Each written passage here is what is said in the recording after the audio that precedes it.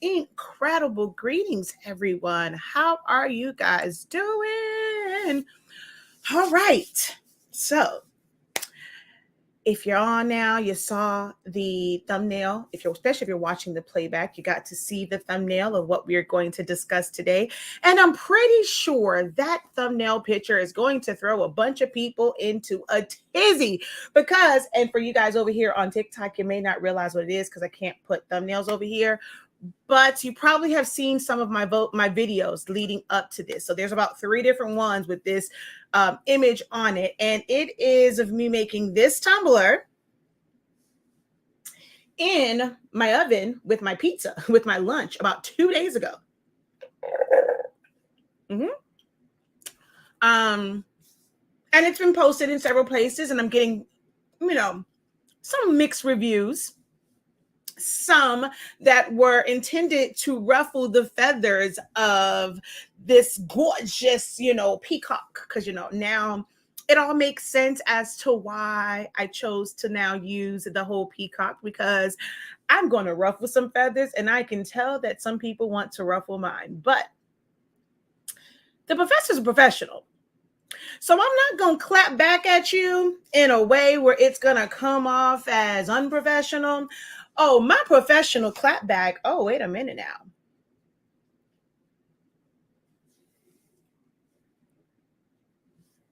Okay, I don't know what's going on over here. Here we go. My professional clapback is real. And I'm going to come back at you with facts. So I am not easily moved by a lot of the, the name calling and other things. A lot of people said, block them, block them, block them. No, I'm going to let you continue to be on this platform until you get a little too reckless. But I'd rather go and leave you on the platform to where you will be fully educated. So you will come in, for lack of better words. And some people don't like this word because, again, they just like what we're going to talk about sublimation, we don't actually look into what the meaning of something is, and we just kind of put this negative spin on it. But being ignorant to something is just simply not knowing. So having a level of ignorance to something is not someone talking down to you or trying to be disrespectful, but you can be ignorant about something.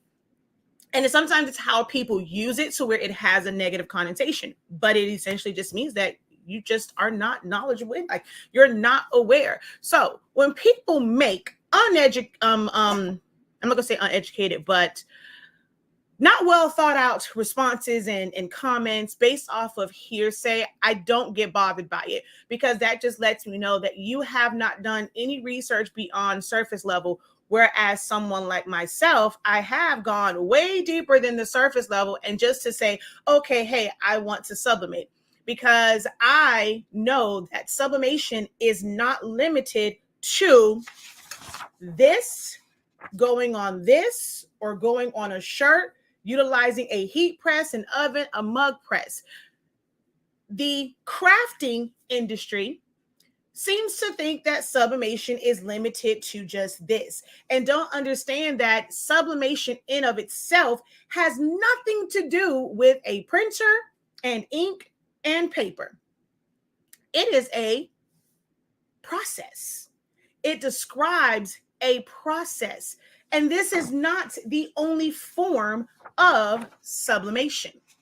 So once people start to understand what it truly is, they'll know that in no way, shape, or form am I putting my family at risk or advising people to do something that is incorrect. Also, we're going to talk about the fact that I stand, and those of you who saw my post, it's going to seem very weird when I say this, but there's a post on Facebook and Instagram, you'll understand it. But I stand 8 toes down about the knowledge and what I educate people on, and our paper, our summation paper, and why I'm very, very confident in putting my tumbler in with my pizza. So exactly, science. This is not something. Yes, one time for the peacocks. Thank you for dropping the peacock. Science prevails once again. Teach. I haven't even started teaching yet. Have not even started the teaching part yet, because I haven't even officially done my intro. But just to give you guys a little bit of background, everyone has subjects that they gravitate towards when they were in school. And for me, math and science was where I excelled at, up until the point to where I got to anatomy and physiology and had to cut up a pig. See, that's where the science kind of stops for me. This is why I would never, I never want to be a doctor. If I had to do something, because I had to see some things when I was in the Air Force, and we run through like little drills, and you're watching videos about limbs and stuff being blown off. And if you had to put tourniquets and that was the worst part of trainings in the military for me. And when my children get hurt, I'm squeamish at blood. So that part of science, your girl ain't got time for. But I love a good chemistry experiment. I like certain parts of biology. I like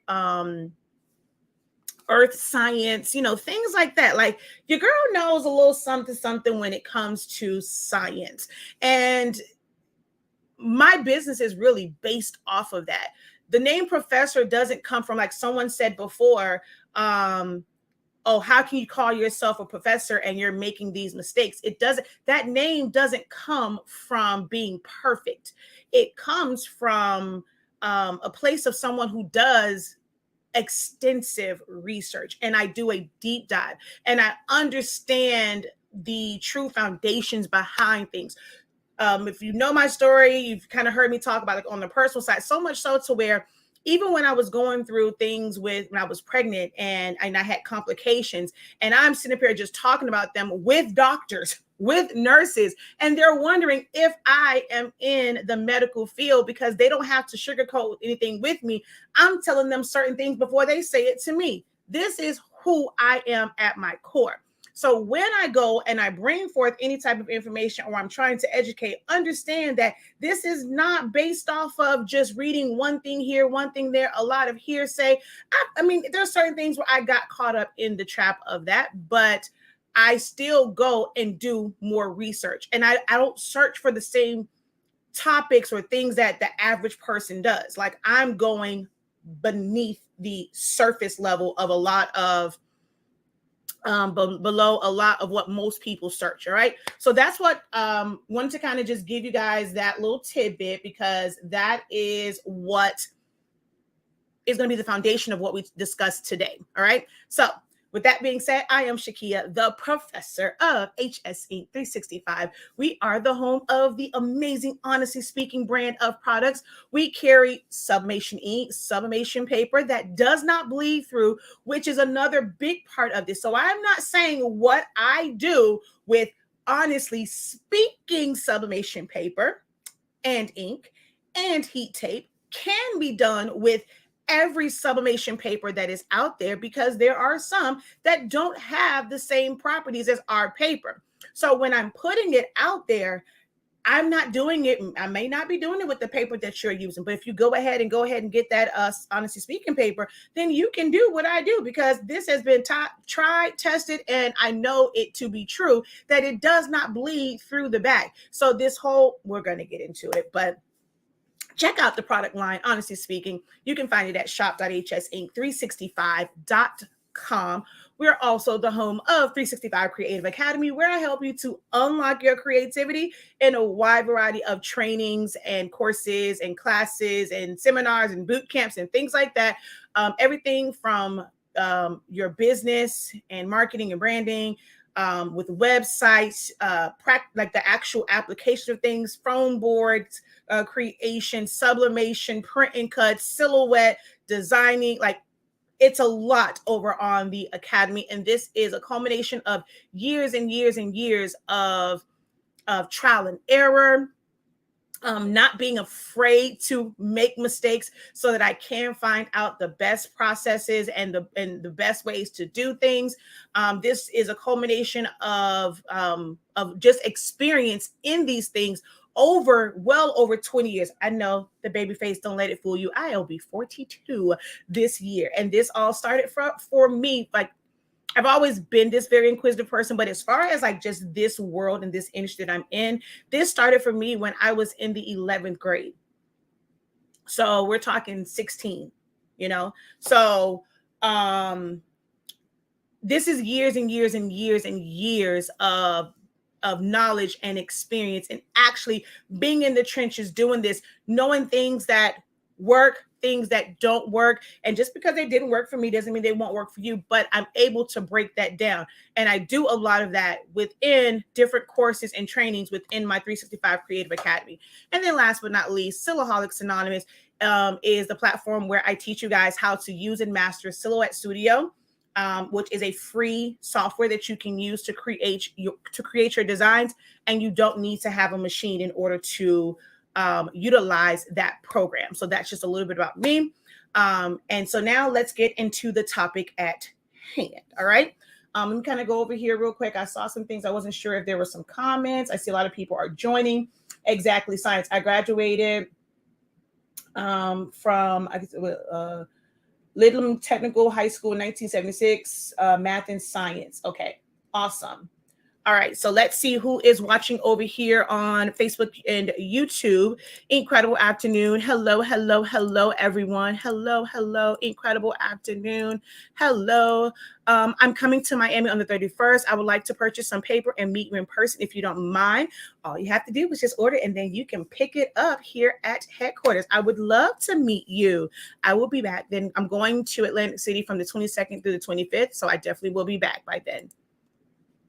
So, hey, just say now, if you're not sure, you just came in, maybe you didn't see the thumbnail. I'm going to go ahead. I'm going to show it to you again.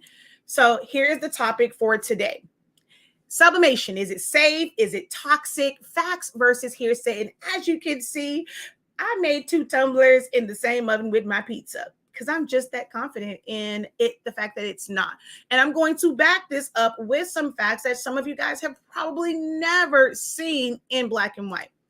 I do find that, so someone even said, well, the masses, the majority of people say not to. So I'm going to roll with what they say. So if the majority was wrong, that's what you still gonna roll with versus knowing facts behind it versus hearsay, just because the masses say that it's true. So if it's a game of telephone and one person said it and they just spread it and it was a lie, this is how people get messed up when it comes to rumors and things like that. So we're gonna believe it just because it is what's popular versus what is real and true, right? So that's basically what people are telling me when it comes to this. They are jumping off the bridge with the masses. Very much so. So someone, kind of said that to me, and they wrote that in a post, and I was just like, in a comment, I was just like, that's very interesting. So we're going to back this up with some facts. So in this world, sublimation is basically a process where you print ink onto paper, then you apply heat to the back of this paper so that it can transfer to a synthetic fiber such as polyester or anything like a substrate that is coated in a polymer. It is so funny when people say it has to be coated in polyester. I laugh at that all the time because this is not coated in polyester. There is a polymer that is over it, the same way that you can sublimate to glitter and it will stick. It is not polyester. It's a polymer. So that's one of the first things, let's make sure that we are using the correct terminology. But in this, people will transfer it via heat onto these substrates that can actually take that ink, right? Here is where the confusion is for most people. It is this word gas, and that sublimation is a gas. It turns into a gas. The gas is toxic. I want you guys to do something real quick, right?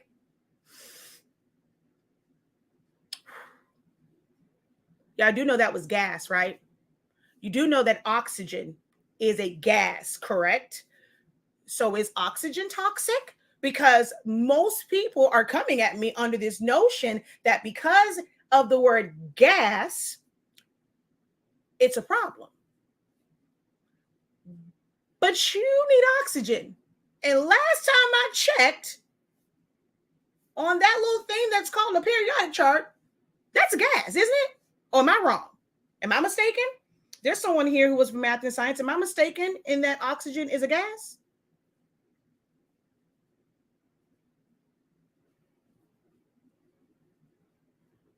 Helium is a gas. Y'all around here, got parties with helium balloons. We ain't worried about that, are we? I mean, if you put fire to it, it can cause certain reactions. But there's a lot of gases that are not. I mean, my 4-year-old like to say, "Ooh, pass gas." Is that toxic? Let me know. Oh, it got real quiet. So over here, we're not responding to me over here about gas. We're not responding to me over here. Or maybe is it that we don't, you guys don't know? that oxygen is a gas. The little thing that comes out your body when people say we pass gas inside your stomach, when we have that buildup, is it not gas? But we have this notion that it is toxic. Do you also know that dry ice and the process, and you're seeing that steam and you're seeing the vapors from dry ice? Y'all know that sublimation, right? Do you know that sublimation is not limited to a printing process? Here is where the issue is with how people think about sublimation, that you are limiting it to this. And this is not the end all and be all of sublimation. It is a scientific process. Skipping the liquid phase to go into a gaseous state doesn't mean that it's gas like carbon monoxide or gas that's in. So here's the other thing, right? So we talk about gas. And if this gas is, it's gas, but we don't see it. However, we can put liquid gas in our cars. I think that is where people are very, very confused on what gas means, because we're thinking about it one-sided. So if it's this, it's vapors, it's fumes, it's this, then why we put liquid gas? It go pump, pump, pump, pump, pump, and you can see it when you drip it, but that's gas also, right? Oh, okay. So when we understand the science behind things, we'll stop making uneducated comments when people are, when someone, and then will not reject when someone is giving you actual education that you may have never, ever looked into. Okay. So someone says, I use propane every day to cook. I mean, so that, oh, wow. So yeah, it's okay to use propane on a grill to cook, and it's not damaging your food. There is my house has natural gas. So it is okay for me to cook and turn on this gas stove and or oven, and it's with gas that it's being, that the fire is like right there and it's coming out. But this gas that is nothing more than vapors is toxic. Now, there's going to be some that says, oh, but you can't just leave that on. You just leave it on and you might have carbon monoxide. And yes, you can die from that. Very much so true. If you are just leaving it on and it's just running and it's just without like lighting it up and, turning into the flames. So it's not like you're just cooking with just the gas. It's going in there to basically turn into flames. Yes. I'm not getting into all of that, but it's still a form of gas that you are using. And there is fumes that are in the air when you cook with it. But those are okay, right? But something that is completely wrapped up is now a problem.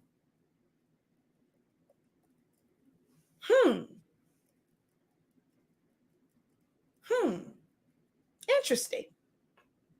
Okay, so I got some, I'm not gonna come on here without some facts, right? So y'all can't see it, so I'm gonna have to read it to y'all over here. Hobby Eva, let's get into it. Okay. So I like to come with receipts. I got to figure out which order they go in though. Okay. So this was to show that there are many things that are that is like as far as like referred to as like sublimation. So for those of us interested in the water cycle, sublimation is most often used to describe the process of snow and ice changing into water vapors, i.e. gas, in the air without first melting into water. Sublimation simply skips the liquid phase.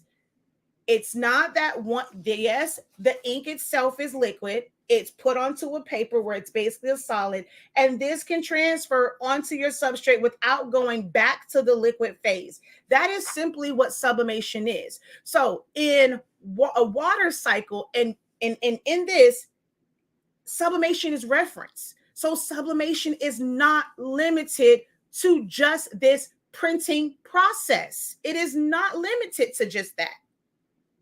All right, let's go to slide number 2.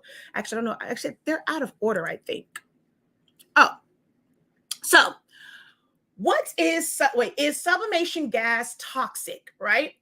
So I guess when you guys, I'm not sure if you search for that, or maybe those who want to come at me, maybe you were looking for a certain thing to where someone lied to you and told you it was, but it is actually non-toxic and actually eco-friendly. Since y'all don't want to believe me, where I got this information from paying attention in science class, so it wasn't that I started to think about what sublimation is and about gases and all these things in the past 4 years, 5 years, where sublimation on a smaller craft level has become more popular. Sublimation has been around for a really long time, where it was more so in a commercial sense, but now that it's becoming more popular amongst crafters, and on a smaller level, and being able to do it more easily and readily in your home, people are not doing full-on research. But sublimation in of itself is not toxic.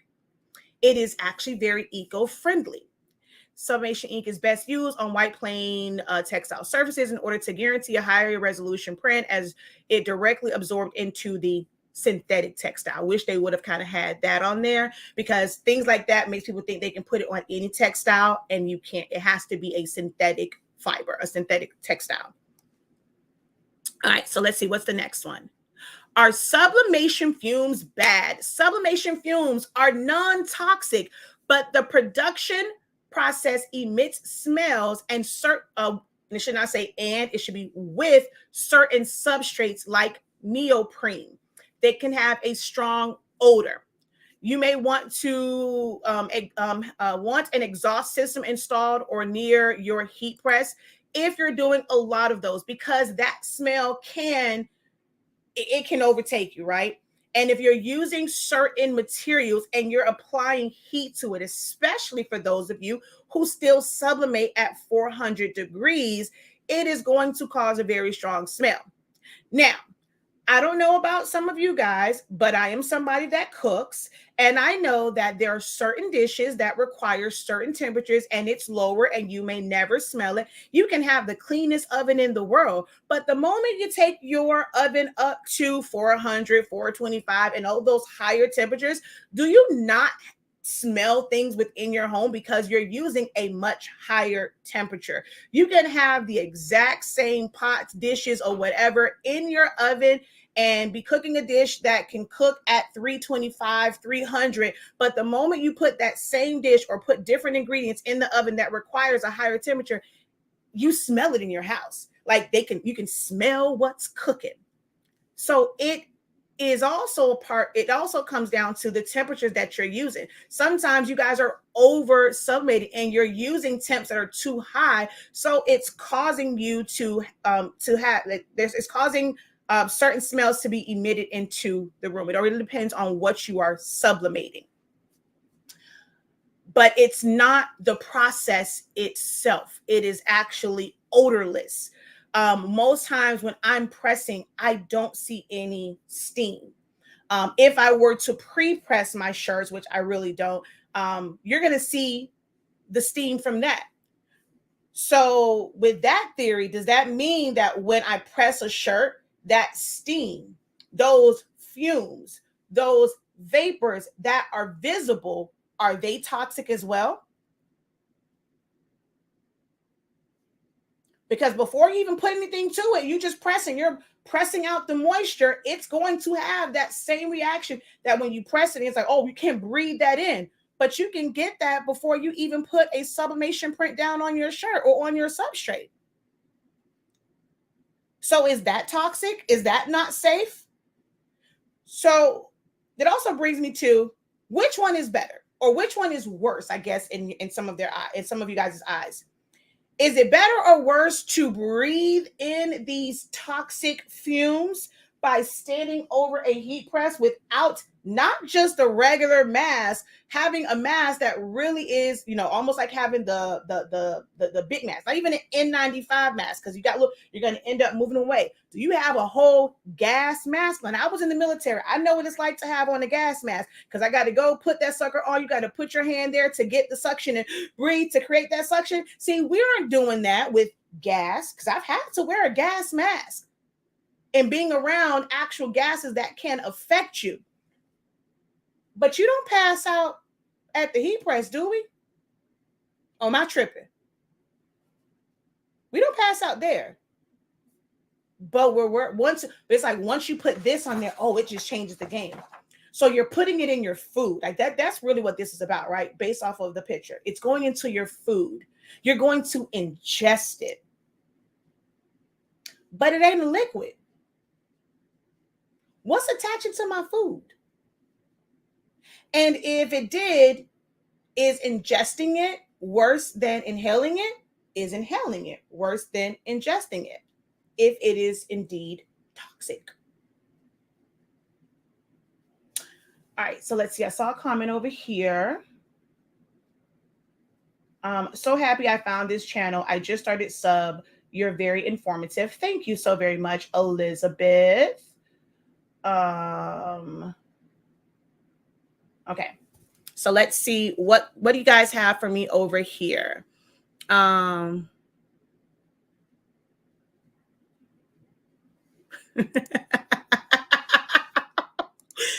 Stop. I should have read that beforehand, but stop. I hopped over here from TikTok. This whole conversation is a gas. Okay, so then you shouldn't be able to. Ooh, that's the other thing, right? So then someone said to me, it's because, so I said that, right? So over here on TikTok, someone said, then you shouldn't be able to drink from a sublimated tumbler if sublimation is toxic, because this is not the ink. Because when you press it, there's still an impression of it on your paper. So all of it did not go over. This is a result of the gas, because it goes straight to a gas state and it's going to bind to it. So this is in turn those gases. I can drink my frappe that is still very icy from 9:46 this morning. I can drink it from my straw, or I can drink it right from the tumbler, and nothing, my lip ain't gonna fall off or anything like that, because this is the actual gas. Oh, then someone will go and say, oh, but it's heated up, it's gone, and it's trapped inside of there, and like all this other stuff. So that doesn't count, but it's still the gas. So make it make sense to me. All right, let's go on to the next slide, shall we? I don't remember which order I was in. Sublimation can be done anywhere, whether in open or constrained spaces. However, a little airflow is recommended, especially with certain substrates that give off more of an odor and vapors than others. The heat press does not give off anything noticeable other than warmth.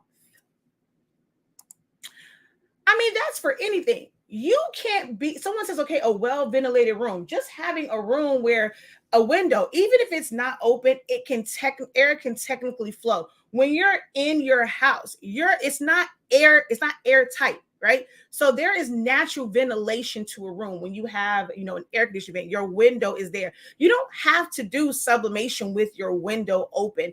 Now, if you were in a full-on production, there's a lot of machinery. So I'm not saying that, if you have extended exposure and you're like in it all day every day, you have these really big machines going.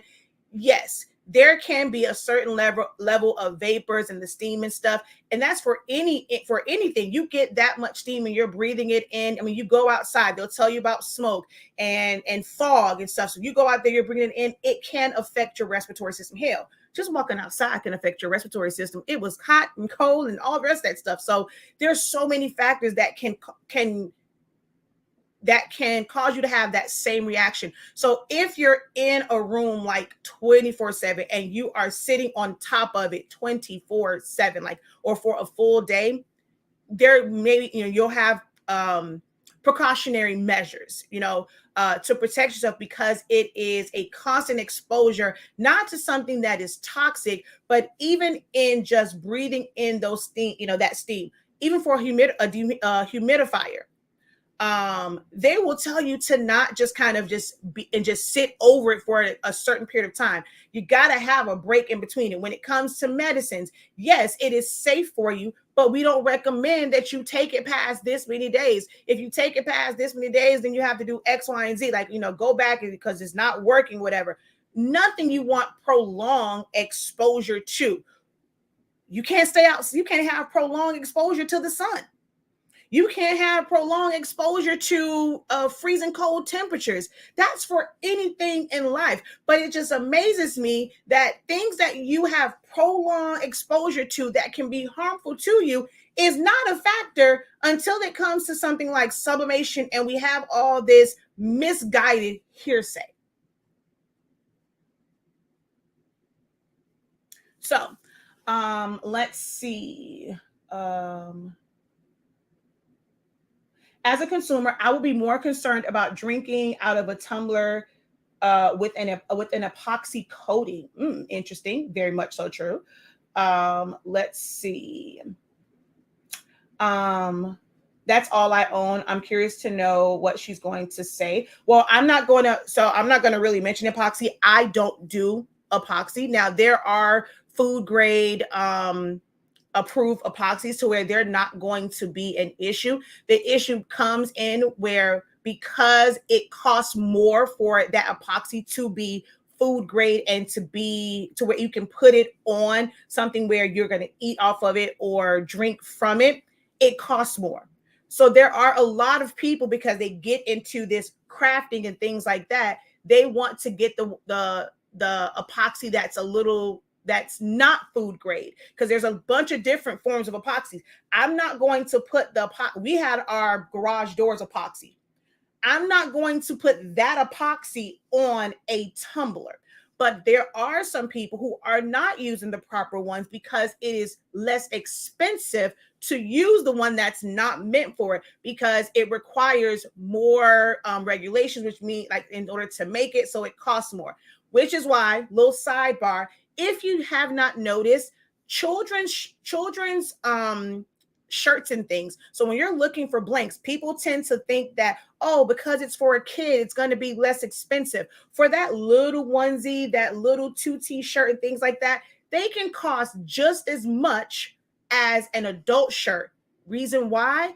There are more regulations on it. There's a certain level of flame retardation that children's clothes has to have. There's a certain way that it has to be made, and it has to be approved, because unlike adults, where we can think to stop, drop, and roll, or maybe not even go into situations that's going to be flammable and things like that, as a child, they're not going to naturally or innately stop, drop, and roll. Like, they have to be taught that, like, it's just certain things. So to protect children, they want to make it to where their clothes isn't going to be what causes this accelerant. So there are certain regulations. So because manufacturers have to go through all of this for children's clothing, a lot of the times, even though it's smaller, it costs just as much as adult clothes, if you didn't know that.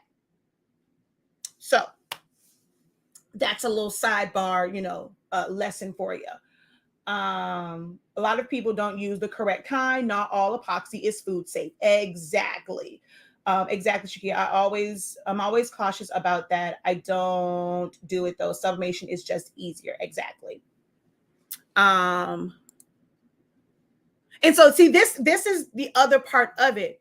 Most people don't know things like that. That's what makes me very unique as in who I am in this industry, because I don't just kind of focus on, I guess you can say, like, if I want to do sublimation, I'm only focused on that. Like, this is what I eat, sleep, and breathe, and understanding all of these things. So as someone who sells shirts, I made sure that I understood all of these things. If I want to sell shirts to people with kids and I'm selling youth shirts, I have to understand those. And like that also determines how I select certain shirts and things, because some companies, and depending on where it's made at, they don't have the same regulations. So when you are getting these items, they may not be to the standards that they should be. So you may end up spending more for a shirt that is going to be up to standards or above those standards. So when people ask about, okay, well, where can I get cheap this, cheap that? I'm sorry, I'm not the one that's going to give you the answer, because I'm going to do my best to go with quality for most things, like when it's warranted and things that meet the standards. And they don't let it cure properly. Exactly. So there is a certain level, like there's a coating over it. It's a polymer coating. It's kind of like epoxying. There's a coating that goes over this, because if you look at a sublimation tumbler and a tumbler that is just a regular standard one, they look the same, which is why so many people buy the regular one, and then when they put their print on it, it doesn't stick to it, or it doesn't, the colors aren't vibrant, is because it doesn't have that additional clear coating around it that makes it to where it can accept sublimation ink. Underneath this coating is nothing more, and a whole bunch of tumblers start off with what's beneath this coating. There is a white coating around it, so where you get the nice vibrant prints, and then there is a clear polymer coating on this, whereas a non-sublimation one will have a different coating that is a less expensive coating, which is why sublimation blank tumblers cost more than your standard just white glossy tumbler.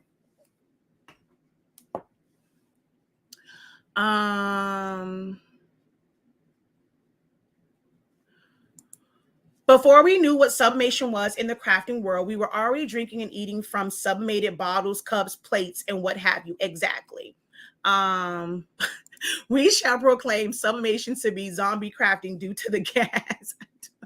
Why do I keep clicking on your stuff, Beverly? Thank you for the peacock. Okay, so now let's go to the next one. All right. So I did that one, and let's go to, I don't know if it's this one. Okay. List of gases. The most common example of gases is air. The air we breathe is a gas.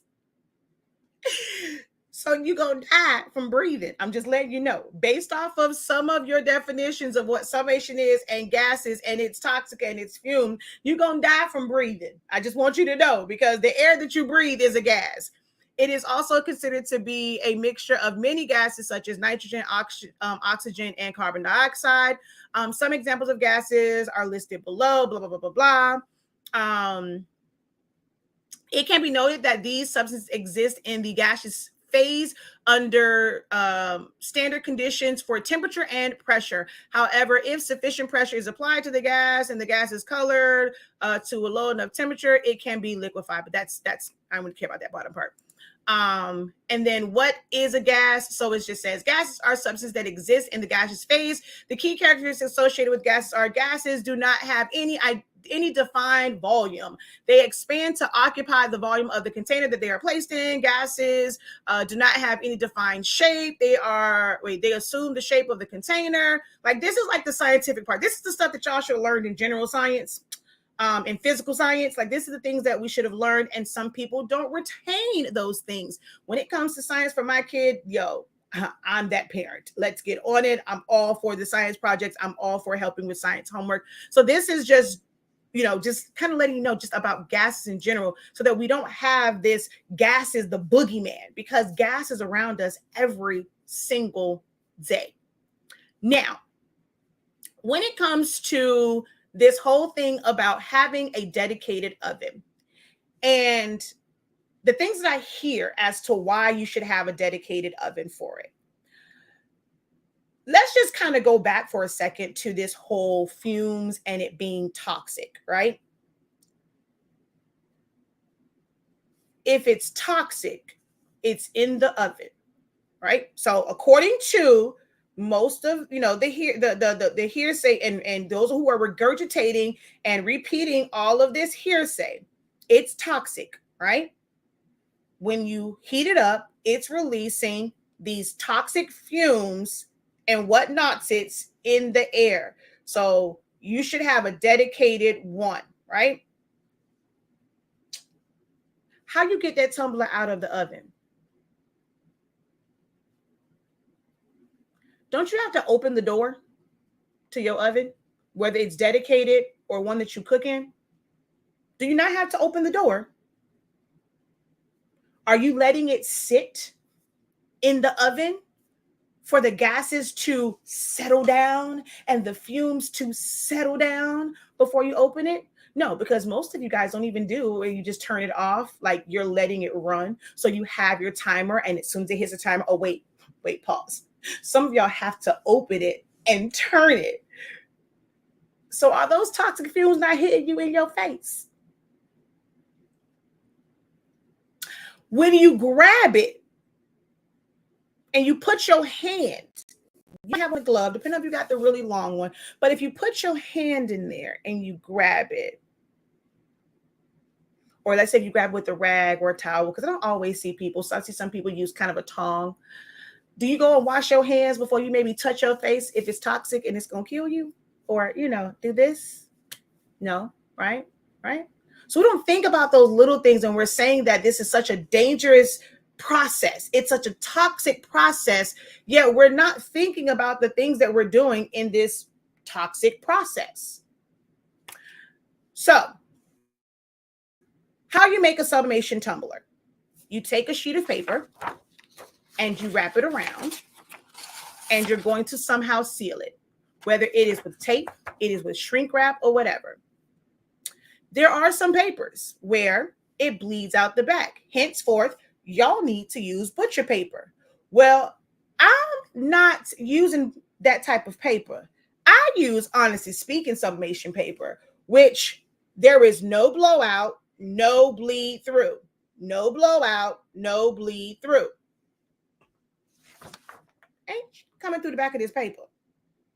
So where them gases going at? If gases escape, you ain't gonna have nothing on here. This is where you get your white cast from. Remember, when there's a gap and the gases can escape, this is where you're gonna get those white casts. So if I have a perfect tumbler, that means none of my gas escaped. They all went to my tumbler. So what's left? Then it's gas gremlins. They're going to escape from beyond the tumbler. They're going to go and hang on for dear life, like they're on a fair, the ride at the youth fair that spins around and you're stuck to the wall. So it's going to stay right here. Okay, y'all, don't move. Now, the minute they put some macaroni and cheese in this oven, we're going to attack the macaroni and cheese. We're going to attack the chicken, okay? We're going to attack the pizza. But stay on the oven right now, all right? As gases that's supposed to be on the tumbler, we got to stay on the walls of the don't move. They ain't put no food in here yet. Stay on the walls of the oven. Okay, they got food in it. Jump out. Woo! So it's going to just stay on the walls of the oven and it's going to jump out. Yet when you are and I'm trying to figure out at what point does it get to the walls of the oven? Because most of you guys see, for me, when I was using the small oven, I don't preheat. I set the timer and it goes off. So at what point? So does it have to be at a certain temperature? Does it have to cool down to stick to the walls, because if your oven is still on and it's still hot, are those not still like moving around and stuff? Did they not run out when you open the door because it's still hot in there? So I'm just trying to figure out what makes it stick to the walls of the oven if the oven is still hot and is not cooled down, that it's going to jump off and get in your food. I'm just trying to really understand that part because I'm a little bit confused. So if there's anyone that can help me understand that part, I will greatly appreciate it, because she says the illustration, because the illustration for me, the math ain't mathing for me. So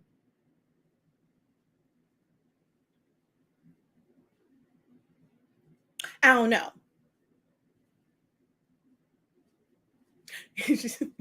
Why do I keep looking at that? Why do I keep looking at your comments? She says, you better be glad you're alive. I was about to call you. Why were you gonna call me? What'd I do? I'm all in your head. I hear you saying now. I'll wait. Okay. She says, secret agents open the doors. The secret agents don't have hands anymore. 8 toes down. Hey, someone saw my post. Yes, I'm 8 toes down about this paper. Oh,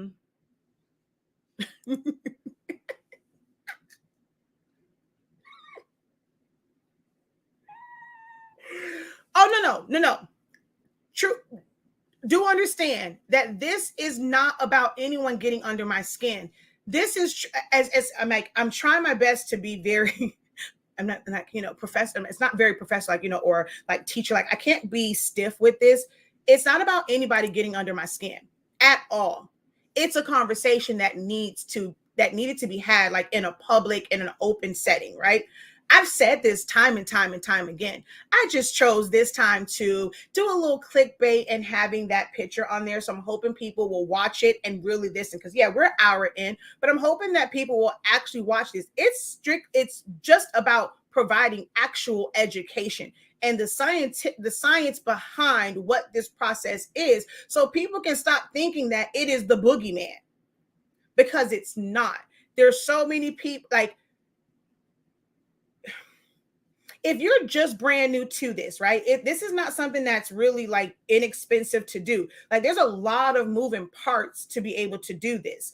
If you don't know, like, if you're someone that, okay, I realize I can't, my hands don't work to have to grip this tape and do all of this. I can't do sublimation tumblers. So I've paid for this. I don't care if you paid $10, $20, you still pay for something that you're not going to really use. And then someone tells you, okay, well, at least if you brought it, at least I can now make toasted and whatever, or something. Then, oh, you can never use it. What if you clean it out? So if you, once you use it, you can never use it for food again. Can't clean it? You can't clean it? Hell, I just thought about it. If you were to tape this to an oven, it ain't gonna stick to that because it ain't coated in polymers. So child, I just thought about that. Lord Jesus, they tell me something, it's gonna stick to the dang on oven. Well, why the oven don't change colors? Because see, if this is gas and they got all these colors on it, so if I had why my oven don't change colors if the gas sticking to it and the gas got color associated with it? Why my oven still the same color? I just want to know.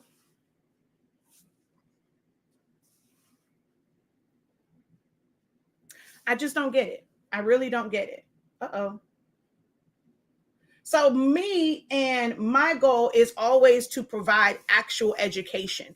I am not someone that got into selling sublimation paper or teaching about these things because it is popular. It is a quick way to make money. It's a way to promote classes, and everybody wants to have a class and this, that, and the third. Hey, join my class. I'm going to give you this information for free. Is this a part of my business? The same way that you guys have shirts and tumblers and all these things that you make with sublimation as a way to make money? Yes, I do have services where I teach classes to make money. I went and got a product where I thoroughly tested. I tested a whole. They tried to get me to get a different one, all because it has a pink backing on it. It has a blue backing, but with that one, it definitely bleeds through. So I'm not going to get those products. So when I went and I tested and I'm going through these things, I mean, I remember hearing all these things before and people saying it and using different papers, the A subs of them all, and the text print and the this and the that, and they bleed through. But then something better came along. Someone who loves science just as much as I do said there has to be a better way. So me connecting with a company who understands that there has to be a better way, and I end up putting that product out there, and not just for the sake of selling a product. I wanted to have a platform. By me selling it, people come to this platform whether you are using my product. I guarantee you right now, if I did a poll, everybody that's here that's partaking of this information, that's getting this knowledge and education, is not using Honestly Speaking products. Yet you're not getting this information from wherever you're getting your products from. Maybe you just did not know I existed. You know the products that people talk about. But me having this product allows me the platform to go and actually speak and educate people on it when they are looking for information on this process. So it's just a catalyst for me to continue to provide actual education and actual facts and science behind things. So it's not, that I just got this product just because, oh, it was cool. People are saying, oh, you can make money off of selling ink and paper, and everybody and their mama want to have ink and paper. But if someone asked them a question, they could not answer not one scientific thing. They can't even answer most of the basic stuff about sublimation, which is why we have people that have it. They get these EcoTank printers and they're wondering why they have all these colors with issues. I mean, these color issues, these issues with color. There we go. Because you don't understand the science behind inks, and that dye inks can never, a printer that's meant to print out dye inks that are dark can never give you the colors that sublimation, like from sublimation, because it uses a more pigmented ink. But people don't want to accept that because they want to believe they want to believe that unicorns exist, right? They want to believe in, I'm not gonna say mermaids because I'm gonna believe in mermaids when Little Mermaid come out and I go watch I go watch Haley. I'm gonna believe in mermaids then. But it's like I've said before, about this whole off topic eco solvent. You cannot use a converted printer to make actual vinyl decals with actual printable vinyl. Most people, I'm gonna find out for myself, and then it comes back to, oh yeah, Shakia just might have been right. Oh, you think? But because we want to believe that we can do all things and it has to work, oh, she's just one person. Well, I'm the one person that's going to actually not go and just try and get you to buy something or to buy into something just for the sake of it and just because it's trending and it's popular. My goal in everything that I do in this business is to provide proper education and to give you the tools, whether don't take what I'm saying right now. I mean, if you don't trust me, don't all the slideshows, go look for it for yourself. Go deeper than what is sublimation. Like, read more than one perspective. Even in science, I mean, there are certain things to be true, but a lot of things in science is just someone's opinion or their experience with it and how they perceive it. It's all perception.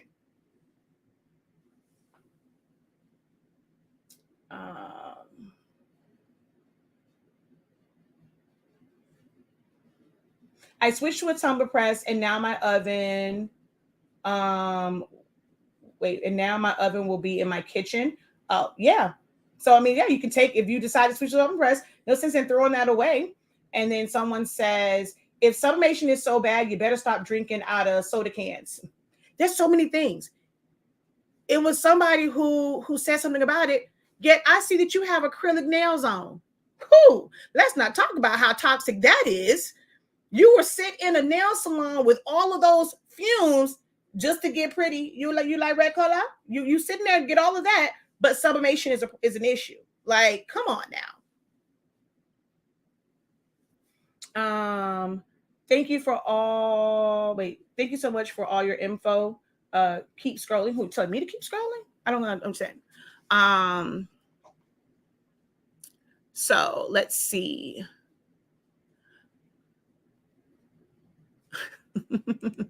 Oh yeah, it definitely is. Oh yeah, yep. Someone just moved in a house, apartment, condo, and the stove not new. They didn't wait. Um, and the stove not know. Oh, they didn't know what has been cooked in it. What was cooked up in it exactly. You moved into somewhere, you don't know what was done in that stove or on that oven. Um, but yeah, I mean, she's like, I'm laughing over here. Sometimes you need the comic relief. I've come to realize that when I get on here and I'm just providing information, right? Like it took for me, I feel like it took for me to be very drastic, right? So I've talked about it before and I've shown it, but I think that was a shock value for some people to see that I actually had my sublimation tumblers next to the pizza, to where it's like, oh wait, let me take notice to this. It's crazy to me that I can get on here day in and day out and provide this information without all the antics, without all of the clickbait and things like that, and people choose not to listen or they choose not to take notice. But the minute I post something like that, it's like, now, oh wow, now I have your attention. I made a post earlier today. Like, I mean, it was sad to me that I felt like someone had to talk about business like in their underwear, for people to take notice, or they have to go and show certain things in order for people to take notice and have all of these hundreds and thousands of viewers based off of what? Because of a pipe dream. Like when people go and say, oh yeah, you can get business. So if I was on here and I was talking about business credit, if I was going to tell you you can get $1 million, all you got to do is just have your LLC, have a business plan, have a virtual address, have a virtual number, and I tell you that you can make $1 million. Your business is going to be so successful. Oh, I'm going to tell you how to have a profitable Airbnb. Oh, the numbers would be out the roof. But when you give people actual facts, or you show the pros and the cons and you show both sides of it, people don't want to listen. So sometimes it takes the extra to get people's attention. And I'm noticing that on social media. But this is where most people consume their information from nowadays, is from social media. So it's almost like, hey, I want to be able to give you this information. So I'm going to give you something that I'm going to put something out there that's going to ruffle a little feathers, or I'm going to have some little clickbait so that I can give you the proper information. Education is key. Thank you for educating us. You are very, very welcome. I love this. Speaking nothing but facts. No, I don't think that they were trying to say, like, they were supporting my view, saying that if sublimation is toxic, then drinking soda is toxic. You've laid the blueprint because you already did because you did all the hard work. I mean, it is definitely hard work doing all this. Exactly. While the nail technicians are in there wearing masks. But I just wanted to, like I said, come on, and I do plan to do. So I have to. I have to do it. So we are going to have a very educational petty moment. Okay. I'm going to have a very educational petty moment. And what size paper is in there? 13 by 19. So let's go ahead and print. And we're going to go like this. And let's go over to our 70. Oh, wait a minute. Hold on. Okay, there we go. And then like preferences. And we're going to go to 13 by 19. And we're going to go to OK. And we're going to go to print. All right. So I can't come on here and do this without fully backing it up. And, someone said they wanted to see examples. So we're going to do a little demonstration right now. So if you happen to stick around, to this hour, hopefully if you didn't, you'll, kind of bookmark it and come back when you have more time. Because I know sometimes it's really hard to sit and watch something for an hour that doesn't have commercials in it and it's not entertaining. We can sit and watch, my favorite show, Law and Order, or, I sit and watch Married at First Sight for 2 hours. Lord, geez, I'm so glad they took it down to an hour and a half. But if it was you watching something that's really going to help your business and help you be better at your business because you're going to fully understand it, most people don't want to do that. But if you are still here at an hour in, go ahead and stick around for a little while longer, because I'm going to do a full, yes, I'm going to be very honest. It is a very petty heady demonstration. Just for the sake of proving folk wrong, I'm about to do a whole demonstration on this notion that it's like it just comes out of the back and it sticks to stuff. So if you're interested in seeing how our amazing sublimation paperwork, stick around, because when I say that there's no bleed through, I stand 8 claws down on the fact that there's absolutely no bleed through on it. Oh, while that's printing out, let's also go back to like when it comes to the oven situation. A lot of people are smelling like, and they're having these strong odors and these strong smells because of what you're using. I use heat tape that's actually meant for high heat. There are certain heat tapes that, they're yellow in color, but they're not, you have to read the fine print of up to what temperature are these tapes good for or safe at. Because there are some amber tapes that once you get up to a super high temperature, it is going to leave a yellow mark. Okay. They're more so meant to like hold down things for soldering and like circuitry. Oh, how do I know that? I used to fix radios down to capacitor level to where I had to solder things. And so this is not something for me that, oh, this is popular. Oh, I was crafting before. Everybody wants to know about it from me. Like I never did any of this stuff. I was doing something totally different. Y'all do know I did this in the Air Force, right? My specialty was ground radio maintenance. I fixed computers down to back then. Now it's plug and play. I was in the Air Force where you had to fix ish down to the capacitor level. You had to go and change a resistor on it. You had to go and you had to solder stuff together. That's the world that I come from. I had to read schematics in the military. I can't speak for anybody else that teaches this stuff, but this is what your girl been doing for a real long time.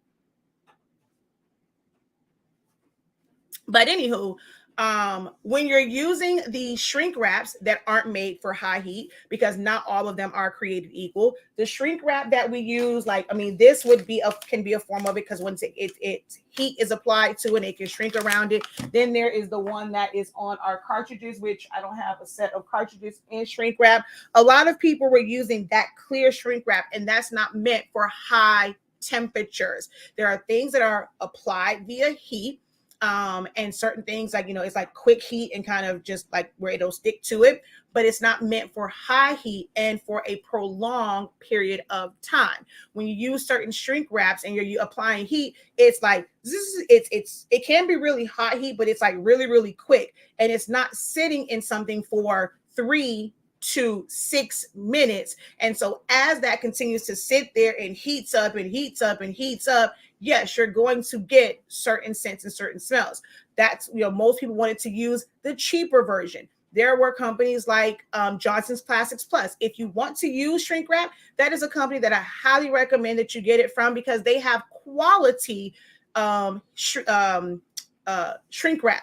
There are some people that had the ones where they were cheaply made. You can't even heat put the heat gun to it, and you're getting holes and all these other things in them.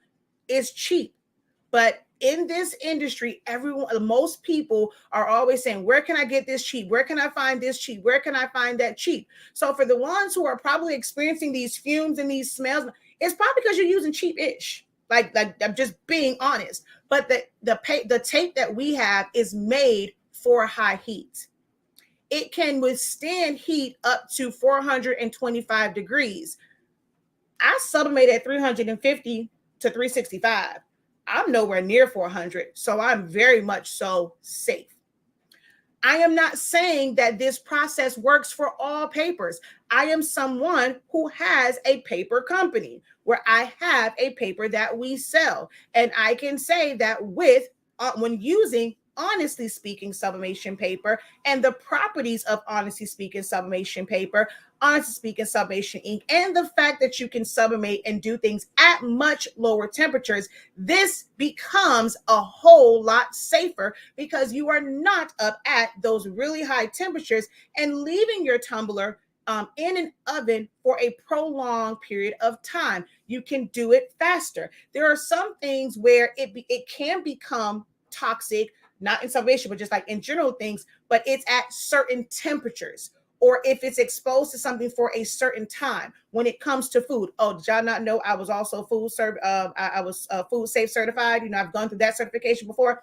Oh, and I should note the fact that it was a really big thing. The fact that I only got 2 questions wrong. I stand on that. My husband's still like, oh my God, you're still talking about that? Yes, I only got 2 questions wrong on there. Still kind of a little upset about that, but I understand food stuff as well. So we want to talk about this being toxic, yet some people store their meats and things in the wrong order. And there's a certain, temperature at which bacteria, you have to cook it. So when you have something and it's on something else and you don't really cook that to that temperature, so you're probably, the way you store your food, the way you store your eggs, you're putting your family at more danger than this sublimation and me putting a sublimation tumbler in with my pizza. Oh, I just thought I should let you know that because, yeah, my education goes beyond the surface. There's a lot about me and a lot of education that you get over here and a lot of experience that comes with me as the professor. This is where the name professor comes from. So just thought I should let y'all know that, as well. But certain things happen at certain temperatures or when it's exposed over a certain period of time. So with this paper being able to work at lower temperatures and at faster times, the risk level definitely comes down. So let's go and have, some petty education, shall we? I'm gonna see if I missed, because there's a lot of likes, so it comes in as new messages, but I'm not sure if I missed any questions up here. So I'm gonna scroll back.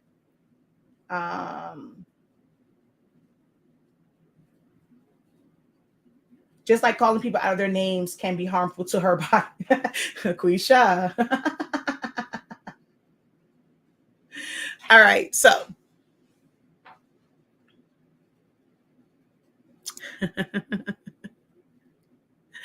All right, so people need to stay in their lanes. If they don't like it, keep it moving. It's not for everyone. And that's what I'm saying. I'm not telling you that you have to do it that way. If you have a dedicated oven, go ahead, use that. But do understand that if by some chance, let's say right now, the oven that you have that's dedicated for it, it goes out, but you have this perfectly good oven in your kitchen, you may not have the money to run out and go get an oven or even the time. The stores might be closed. I just want you to know that if by chance you needed to, you could use the oven that's right there in your kitchen. It actually works better because the heat is actually it's evenly distributed. Your most ovens, good ovens, has a nice seal on it. Most times most of you guys have to put a thermometer inside of your oven because it's not keeping the temperature. One, size, volume. So if it's a smaller area and you have a heating element in it, one, it's going to heat up a whole lot faster. That's like your easy press will heat up to 365 in 9 minutes because it's a smaller surface, yet it takes 20 minutes for this to heat up to 365. Again, science behind it all. I lost my train of thought, but whatever. Okay, so let's go ahead and let's press this. All right. So I'm going to move y'all. Don't mind my junk back there. So I got to move y'all to where y'all are like that. But don't mind all my foolishness back there. Okay. Okay. Yeah. Stuff on the floor. All right. Let's grab a couple of things here. All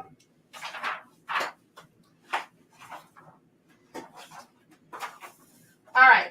First things first. I Papa treats all the honeys, bunnies, big old bunnies, they always wanting money, but they don't give Nathan. I'm sorry. I'm an old school music enthusiast. All right, so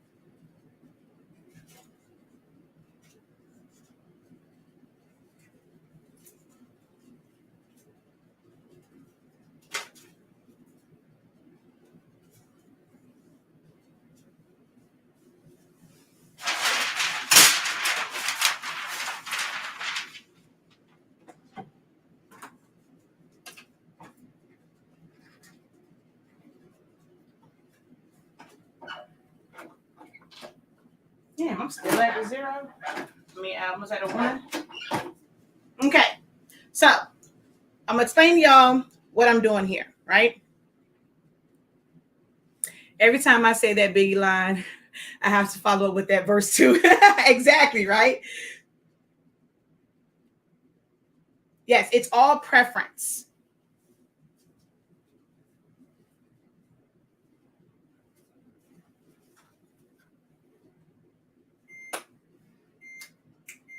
I'm actually gonna, because this is set, I meant to do this for 60 seconds, so I'm just gonna lift it up and put it back down, because 30 seconds, it really isn't gonna do very much, so.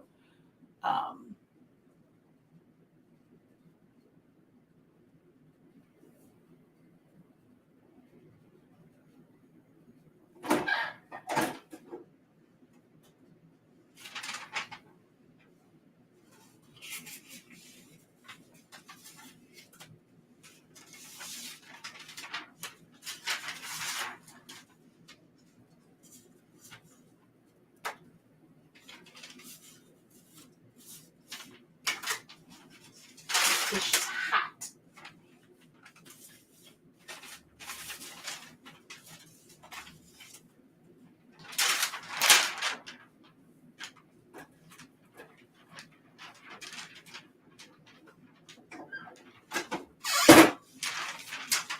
It's gonna prove a point. Give me a second. Just gotta wait for it to finish. Oh, well, first, there is absolutely nothing on this paper. So nothing came out of the back. And sublimation is the process of turning that printed paper into a gas so that it can be transferred. Oh, wait, I didn't mirror this.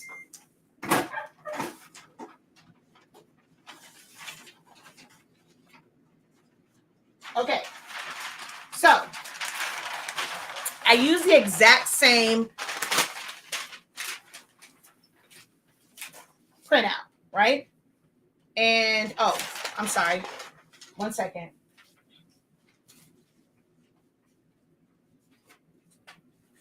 Let's do this.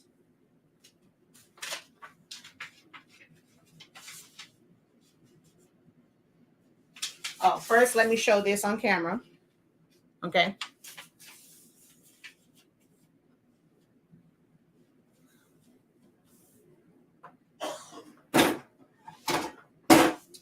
So while that's going, so the first one that I did it to where I put the cards underneath to raise up the paper so that it did not have a direct connection to the paper. I also put some on top to where it was like the heat wasn't really directly touching the back. So I kind of raised it up a little bit and I didn't have a lot of pressure.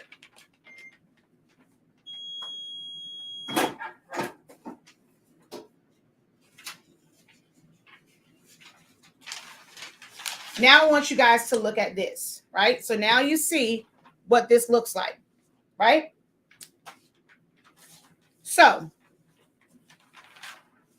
this right here, I'm gonna show y'all first. There was no direct, like it didn't touch it, right? This was the ink side though, but it did not touch it. And this is how it comes out where it's spotty, right?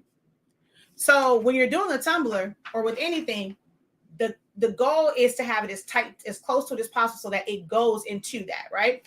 This is also not something that is made for sublimation. Will a version of it be on there? This is paper. It's going to take to it, but this is not meant to hold sublimation ink. That's why I pressed this once. I pressed this twice onto a substrate that was not meant for sublimation. It, it gassed off. It transferred to it, but it's very spotty up here because it wasn't touching it, right? So if it's not touching the walls of the oven, how is it going to get to it? Because I mean, this is the direct ink side towards this paper and not all of it really transferred. Now, so on this one, I did go, and of course it was directly pressed to it, and we can see it there, right? But again, it's a media, or it's a substrate where it's not meant to actually take sublimation ink. So it's going to, well, it's not meant to accept the gas. This is it rejecting that gas. You'll see some of it there, but it's not, it still left a lot on here. So much so to where I'm able to press this to an actual polyester fabric. This is where it's meant to go. So when you have it and it is being pressed to it, I press this how many times and it's not showing through here. You use other papers and you use, whatever papers you're using, most times you're going to fully see that image through. That's because the gas went through the back. It's not going through the back of this. It's not going through the back of this. It's designed to stick to or bind to the actual substrate. Okay. Oh, little sidebar. When it releases, this was the third print. Y'all see them colors on it? Wait, let's take a moment. I just realized. Wait, let's take a moment. Y'all see how good that color still looks? Now I can't do it again because now it has released. When it's on an actual sublimation ready substrate, it released. So I can't do it again. But it's just the fact that this was press number 3, and baby, like I could wear this. If I would have put this in the right spot, your girl could have rocked this. Oh, wait a minute now. Dare to be bold, dare to be different, dare to go against status quo. This is what I live for. Okay, so now I'm going to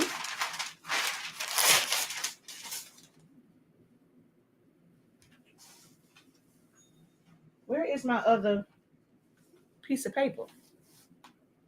I don't know where it went. Okay, I'm just going to use this one.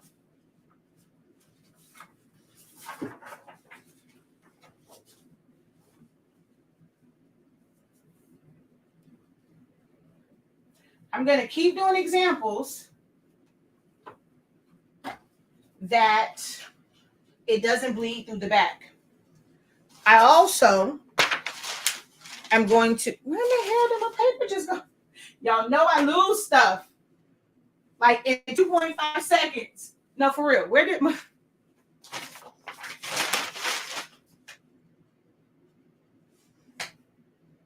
It never fails me. I have to lose something. And I moved. Oh, okay. I put it over here. I'm like, the hell? All right.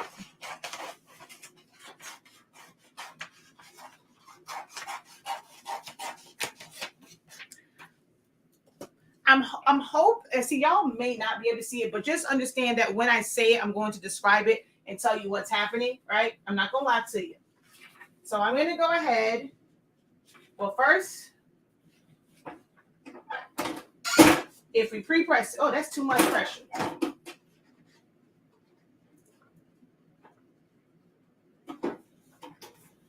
I know what I was about to do.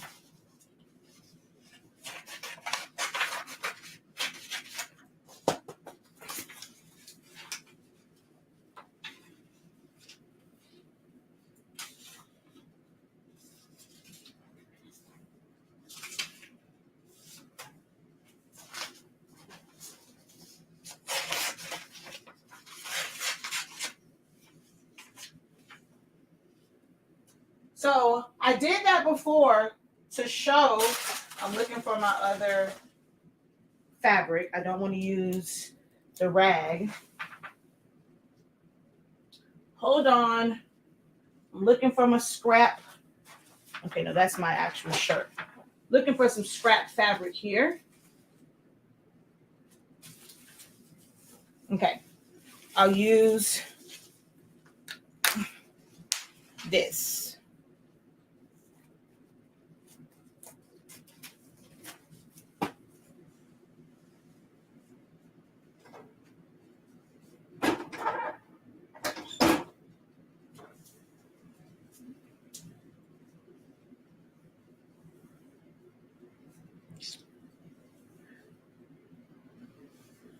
That's me with this. Y'all know I lose stuff quick, fast, and in a hurry.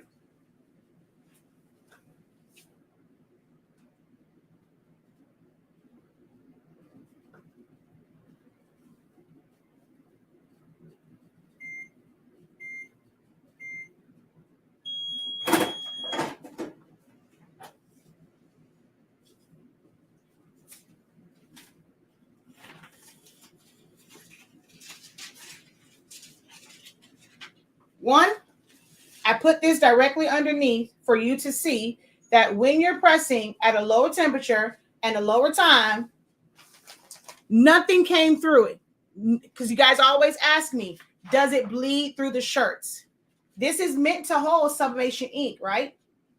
So if it came through on this, because we saw if sublimation ink comes in contact even with regular paper, and I wanted you guys to see it not on butcher paper. So if sublimation ink comes in contact, like the gases, to regular paper, and the gases are pushed through it, even if it's not touching it, if it's coming through, it's there, it can somehow get to it, it will attach itself and it will be visible on regular paper. This was underneath the shirt. So if it did the gas process and it sublimated through the shirt, there would be an impression on this, and you would see it because there's blacks in there, there's colors. We don't see anything on this paper, right? Nothing. So that's that one. In that first experiment, I also showed when it is a sublimation ready substrate, so it's polyester or whatever, that it will attach to that. Even after pressing it twice, that sublimation ink that was printed on that paper, pressed for a third time, pressed to this shirt where you can still see it. It's nice colors, right? That means if it was gassing out through the back and it was an actual sublimation or polyester substrate, you should see an impression of it, right? You should see some of the colors. So just so that you know, I cut this piece from this sash, which was sublimated. Okay? That means this takes sublimation ink. I put this print onto this shirt. I put this on the back of it because if what everyone is saying, that it gases out and it's going to get on your oven, and hey, when I go, I see da da da, like all this other stuff, that means it should have come out the back and it should have attached itself to this sublimation ready piece of material, which is polyester. There is absolutely nothing on this fabric. And I put it on the side where there was full of color. You should see blacks and yellows and blues and pinks. There is nothing on here. So when someone says I make a claim that it does not bleed through the back, the one thing about Shakir the Professor, the owner of Honestly Speaking, is I don't drop a product and not show you for myself what it does. I give you full-on evidence, visual evidence in real time on what it does. And to back my facts about sublimation and what I know to be true about the science of sublimation. This was another piece of sublimation paper that was on top. There is absolutely nothing on this paper. Nothing on this paper. Because nothing bleeds through the back of the paper. Nothing.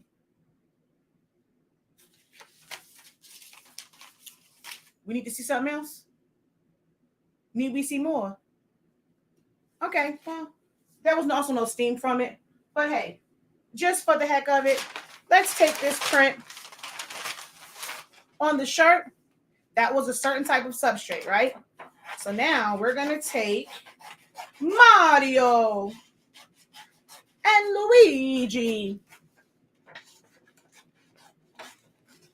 Now, this is going to leave a mark on my koozie, but it's okay. I'm going to take this.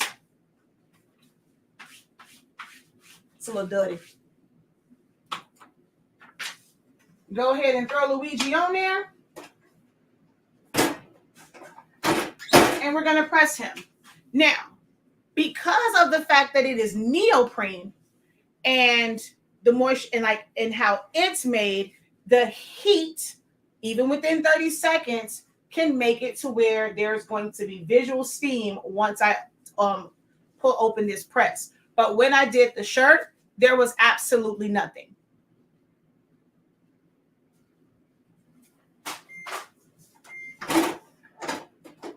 So I move it, there's the steam, but that's because of the neoprene, not sublimation in of itself. If I were to press this by itself with nothing on it, I'm still going to get that steam, which is what I should have done. I actually should have pressed it beforehand so you can see that it would have come off of it regardless.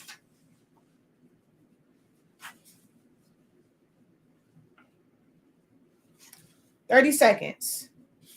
Nothing is on the back of this.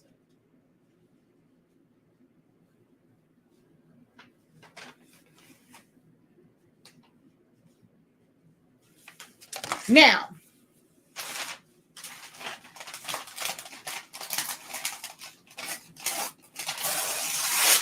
I'm going to do the other side. This is the ink, this is the gas, this is the sublimation anytime it is heated. So they are very true in that once it's reheated, it is going to go back into the gas state and it can transfer.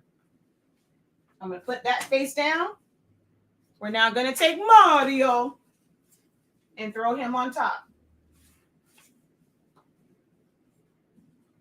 He's a little bit bigger than that, but that's fine. And we're going to press Mario.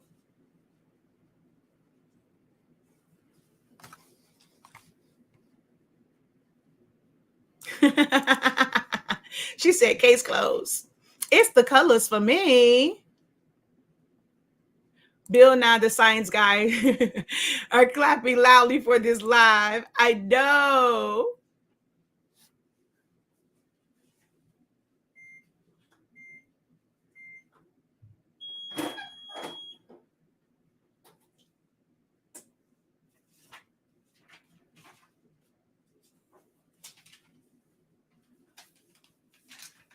Actually, I guess maybe because this had such a thick layer between it, it didn't show. And I can see a little bit of it, but I'm going to take this one. Yes, sir. Later. If your orders did not get in, it is too late to go out today. Your orders will go out on Monday, because we are shut down for the weekend as far as orders going out. We no longer ship on the weekends. So I'm just going to flip this like so, like that, like Tabitha Brown would say.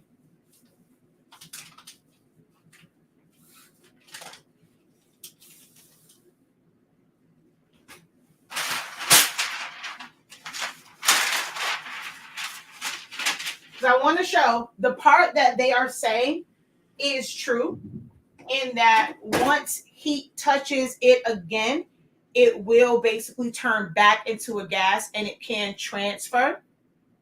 However, that's when you are pressing directly to the ink. I don't even need to do it a long time. So I just wanted to show that I'm not saying that it's not true that it does not regas, because it will, but that was direct ink. And the other one kind of shows that wasn't even direct, like the heat didn't even touch the other side because of the layer. So it didn't really transfer, but it requires direct heat and it requires the ink to be directly on the surface in order to transfer. It's not just sticking to your walls, people, and then it's going to jump into your food, because the ink, the print is not directly on the oven. So this goes to show that it will do that, but it needs to be directly on it. So I'm so glad you asked this question, right? So someone says, is neoprene better to sub on? When I'm pressing to that and it's neoprene is what's going to insulate it. But you are not actually pressing to the neoprene. It is things like that as well. So in a lot of groups, they will go and have you to believe that you are sublimating the neoprene. That is not what you are sublimating. You can't sublimate to that. That's the black part. This is what's causing the scents and the smell. It is this. What you are sublimating to, I'm not sure if you can see, there is white and then there's the black. This is still polyester fabric. You are not sublimating. It is just the material that is underneath. The same way with this stainless steel tumbler. You are not sublimating the stainless steel. You are sublimating to the coating that is on top. You can strip this down and be able to still have an insulated tumbler that will still keep your frappe from 9:46 this morning completely frozen at 3:32. So it doesn't matter. So when you're getting the cheaper ones, the quality of what's inside, some of the can coolers come with a foam, and that foam under high heat will melt down and it'll just become thin. Then you have some neoprene that's like kind of cheap and it'll still get kind of thin. And then you have some that's really quality one to where even when you press it, it's not going to be completely flat. But you are never actually sublimating the neoprene. You are sublimating polyester fabric that is wrapped around the neoprene.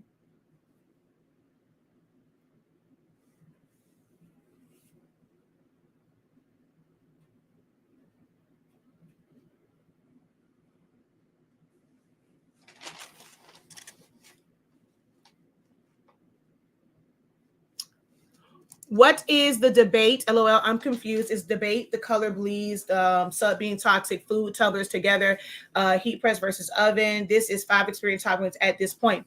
And it's all of those things. It is all of these things were done to prove the point as far as one, with it being toxic. So I broke that down, right? Then the other part of it, when people are saying you're putting it in the oven and that it's going to sublimate outside of it, and the sublimation gases are going to get outside of the sublimation paper and it's going to get onto your ovens. And then once you heat your oven up again, it's going to go and be on your food. This is showing all of those to be hearsay and to be myths. So yes, it is 5 different things, but that's also the issue. We want to go and assume that when it comes to sublimation and understanding it, that it is one-sided. It is, okay, it's one topic, but all of this and knowing all of these things is what's going to make you quite successful when it comes to sublimation, to where we don't have to ask so many questions up and always have to go to groups to get, to ask a question for every single part of it, because you're going to be fully educated on what you can sublimate on, what the process is. So yes, all of these things come together to talk about the myths versus hearsay. That is what the topic of this live was. By the title, it says the facts versus the hearsay of sublimation. So it's about all of it. Hopefully you learned a lot in this video. Let's see. Okay, gotcha. It's the smell that makes me say nope. For the neoprene or for tumblers, I don't. In an oven, I don't get a smell. I've gotten a smell from the tumbler, like from my mugs and stuff, because of the matte part of a tumbler. My tumbler press my mug press puts off more of a scent than anything that I've actually sublimated. So for me, these, if I do a whole bunch of them, it starts to kind of get on my nerves. But for tumblers, I don't experience any type of smells or odors when I do them in the oven. Do you know why my black ink printed brown in 2 different spots? If it's not honestly speaking sublimation ink, I cannot speak to why it printed or why it printed brown in those spots or sublimated in those spots. If it's honestly speaking sublimation ink, I would need to be able to see what it is. Our ink is actually black. We don't our ink doesn't have a brown undertone to it, so most times you're not going to get any brown prints from it. It's the proof for me. Thank you. Mic drop. Let's see. I have been watching and for 2 years. It's so their loss if they don't want the truth. I know this has been the most helpful place to be, so I thank you. Plus, with your paper and the fact that you can go down to $325, I have done so many services that would have burned. Exactly. Thank you so much for the super chat. I don't know what I have. It's my second cup. So it's okay. This is another education moment, right? So you said the print. So I assumed you were talking about this, but you said it's your second cup. So it's not the print that had the brown spots. It was once you pressed it. It was the sublimated image that you had the brown spots on. Because see, you said print. This is a print. This is not a print once it's on the tumbler. Okay, so when you pressed it, it can be a couple of different things, right? It could be where it was too close to your heating element. I don't know if you're using a tumbler press, if you're using an oven. That's a whole other topic. I've been on for almost 2 hours. I don't want it to be very long. I talk about this in my sublimation seminar. I have another one that's coming up in April. And I go through things like this because your tumbler, like the ovens that you use, we want to get inexpensive ones. Well, what's the cheapest one I can get? But normally they're the smallest ones. And your heating element is going to be really close to your actual tumbler. So it's going to burn it because that heating element is right there. The heat is sitting right on top of it. So when you're using these smaller convection ovens and things like that, and it has a heating element that's really close to your tumbler, it can make it where it's going to burn easier. So you probably had your tumbler in a spot where it was getting like direct heat over a long period of time, and it burned only in that one spot. That's one of the reasons why in my oven, because there's no air circulating in it, I don't lay my tumblers down in the conventional oven because there's no air circulating. So most people will say to use a convection oven. And yes, if you're using a smaller oven, a convection oven is going to be ideal, or an air fryer, because there is air to keep that hot air moving.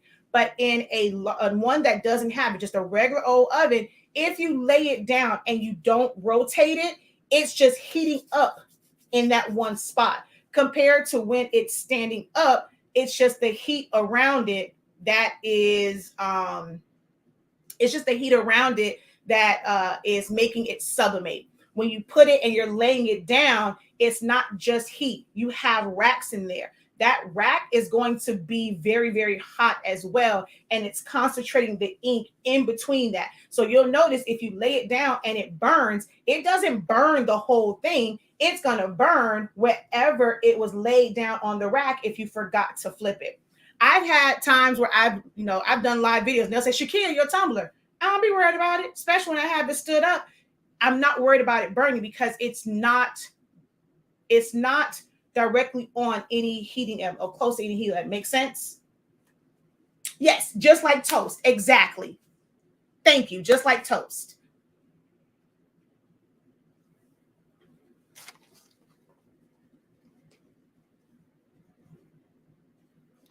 I also stopped designing and pressing on neoprene because of the smell.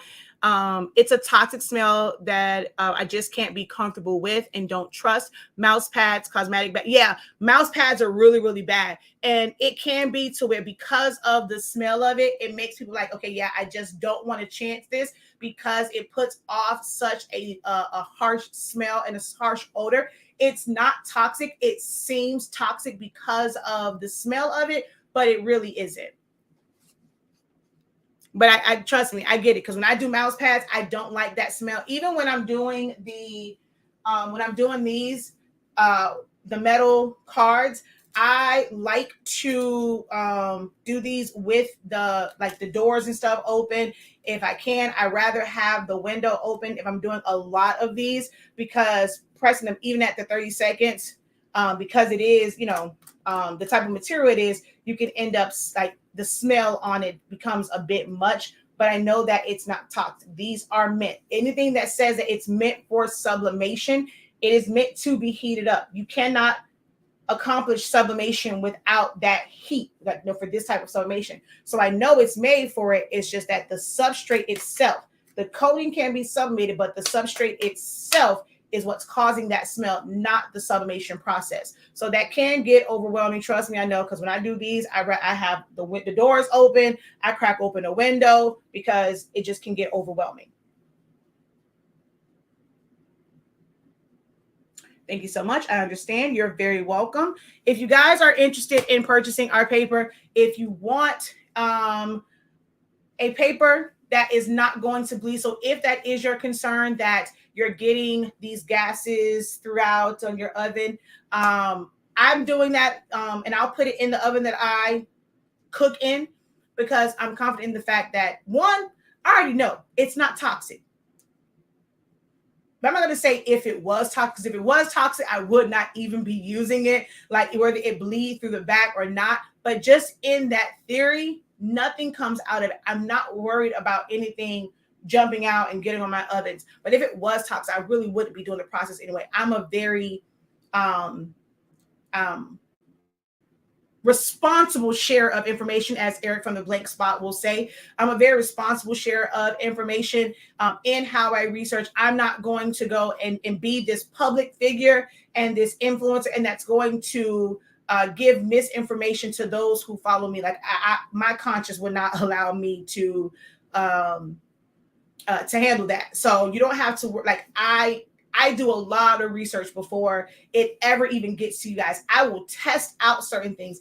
There are things that you guys have seen others do, and you ask me about it, and I'm not going to do it. Whether sometimes it's I've tried it, and I'm like, I don't even want to even show it to you for you to think that, okay, yeah, this can be done, because some people will do it and they don't come back to let you know what the results were. Like, okay, yep, well, over time it faded, it did this, it did that, like it washed out. Like a lot of times they don't come back to tell you those things. And it might be, okay, yeah, I washed it, but you watch, like, okay, we're looking at like a week later. So what happens a couple of months down the line, because we're charging people all this money, and then after a while, like it bleeds, it does this. Like I will test things and like let it sit and test it and really test it before I ever do a video on it. Because when I do that video, it is going to be a long-winded video, because I'm going to give you all of the information behind and all the information that you need behind that method. That's just how I roll. But if you would like to just say thank you, you can visit our website, shop.hsinc365. That is where you can pick up the Honestly Speaking Sublimation paper and ink. Tell a friend, even if you have other paper right now, it doesn't hurt to try something else. Put it to the test. Don't just take my word for it. Go get a sample pack, try it out for yourself, and to see if what I said is true. All right. Any last minute questions for me? I know I dropped a whole lot on y'all, and we're at 2 hours. You are very welcome. Any last minute questions for moi? If you are someone that is in business tomorrow, we do have pricing for profit. Tomorrow is a live session where I will help you understand how to properly price for your products based on where you are in your business or where you want to go to. You may be using a certain pricing method now, but based on what your goals are, over like the bigger picture of it, you may need to make some adjustments. And even though you may not be in a situation where you have a lot of overhead, think about the potential overhead that will come and whether you make your adjustments now or you have a plan for how you're going to increase your prices or change your prices based off of where your business will go. So that is available on the website. The session is tomorrow starting at 1 p.m. Eastern Standard Time, and it is pricing for profit. It makes no sense to get all this education, get all this equipment and these things, and you go and you sell something and you're like, well, where did the money go? You are not seeing the fruits of your labor. So as you can see from this, I come with a lot of background to it to where I can help you with strategies and understand where your money is going and why you need to price a certain way. And it will help you build your confidence. I didn't let my feathers get ruffled with this whole situation because I know what I know to be true. I am very confident. My goal is to help you guys be very confident in knowing what it is that you're doing and be confident in your prices so that even when someone comes and says, okay, it's too much, you won't even feel like, okay, well, I have to do it just because I need to be able to make the money. You're going to be confident. You're going to stand by your product. You're going to stand by the quality. You're going to stand by your prices, and you're going to get the money that you deserve when you price properly and understand what all those profits needs to handle or take care of within your business, and you're not going to let someone nickel and dime you. So if you're interested in experiencing me in a true live class where you get to talk to me, I can hear your voice, you can verbalize your questions, go over to the website shop.hsinc365.com and enroll in the Pricing for Profit seminar that happens on tomorrow at 1 p.m. Eastern Standard Time.